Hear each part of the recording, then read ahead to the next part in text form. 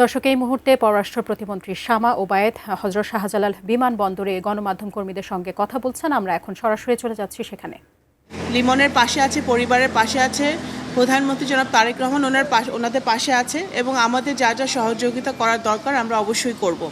আমরা যুক্তরাষ্ট্রের সাথে, সরকারের সাথে নিয়মিতভাবে যোগাযোগ রাখছি যাতে এই হত্যাকাণ্ডের সুষ্ঠু তদন্ত হয় এবং অবশ্যই আমাদের বিশ্বাস যে যুক্তরাষ্ট্র সেই তদন্ত কমপ্লিট করবে এবং এই হত্যাকাণ্ডের জন্য যারা দায়ী তাদেরকে শাস্তির আওতায় এনে তাদেরকে উপযুক্ত শাস্তি দেওয়া হবে আইনের আওতায় এনে।